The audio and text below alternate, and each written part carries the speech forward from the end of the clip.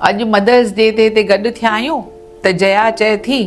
त भला सिंधीअ में मूंखे सुठो ॻाल्हाइणु घटि थो अचे, हिंदीअ में सुठो थो अचे, छो जो मुंहिंजी वोकैब सिंधीअ में अहिड़ी सुठी कान्हे। हाणे तव्हां सभिनी खे शायदि ईअं लॻंदो हूंदो छाकाणि जो तव्हीं पढ़ियल इंग्लिश मीडियम जूं आहियो, त मुंहिंजो हिकिड़ो सजेशन आहे ऐं इहो सभिनी लाइ आहे त जेकॾहिं तव्हीं चाहियो था त तव्हांजी सिंधी ॿोलीअ जो वाहिपो वधे त उहो तव्हीं कीअं करे सघो था। ॾिसो, जेसि ताईं सिंधी या ॿी का बि भाषा जॾहिं असीं ॿुधूं था तॾहिं उहा ॿोली सिखूं था, ऐं असां वटि सुठी ॿोली ॻाल्हाईंदड़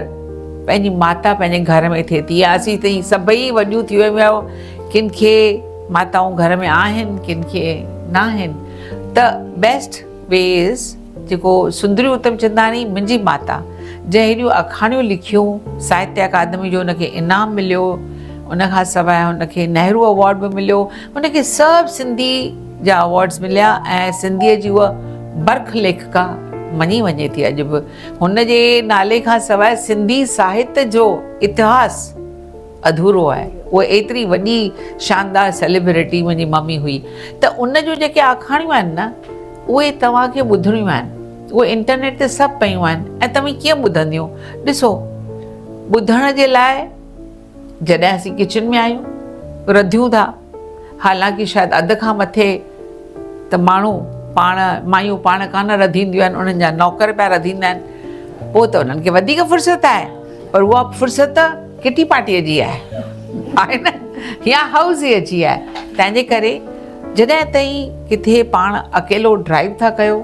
या सुबुह जो मॉर्निंग वॉक था कयो, मां तव्हांखे ॿुधायां, मां जॾहिं सुबुह जो पंध ते वेंदी आहियां त मां सभु AI टूल्स उन जा सभु वीडियोस ॾिसंदी आहियां, उहे ई ॿुधंदी आहियां, छाकाणि जो मुंहिंजो हुन में वधीक चाह आहे, इंट्रस्ट आहे। साॻे नमूने में तव्हांजो जंहिं बि ॻाल्हि में चाह हुजे, वक़्तु न विञायो, उहा ॻाल्हि करियो। यानी इहे आखाणियूं वॼाए करे तव्हां ॿुधो, उन में ॾिसण जी त का ॻाल्हि ई कान्हे, ऐं आखाणी ॿुधणी आहे। हाणे बि वक़्तु वियो कान्हे, छाकाणि जो सिखण जी का उमिरि कान थींदी आहे, ऐं तव्हीं जॾहिं बि वञो अकेलियूं घुमो थियूं घणेई दफ़ा, ईअं ज़रूरी न आहे त तव्हीं सॼो वक़्तु साहेड़ियुनि सां गॾु हुजो जो भला कीअं असीं ॿुधी सघंदासीं, ईअं कोन्ह थींदो आहे। तंहिंजे करे ऑडियो बुक्स, ऑडियो स्टोरीज़ असांजूं त आहिनि ई, ऐं नंढनि ॿारनि जूं जाम आखाणियूं अथव, ख़बर अथव। ॿारनि खे जेकॾहिं तव्हीं के सुठा गुण लक्षण ॾियणु चाहियो था त ज़रूरु उहे आखाणियूं तव्हीं ॿुधो, छाकाणि जो सचमुच मां जॾहिं पंहिंजे पोटे खे ॿुधाइणु विहंदी आहियां तॾहिं मूंखे इहे आखाणियूं यादि ई कान ईंदियूं आहिनि, ऐं हेतिरियूं सारियूं आखाणियूं असां ॿुधियूं नंढे हूंदे माउ वटां। पर तव्हीं बि कोशिशि करियो उहे आखाणियूं पढ़ो न ॿुधो,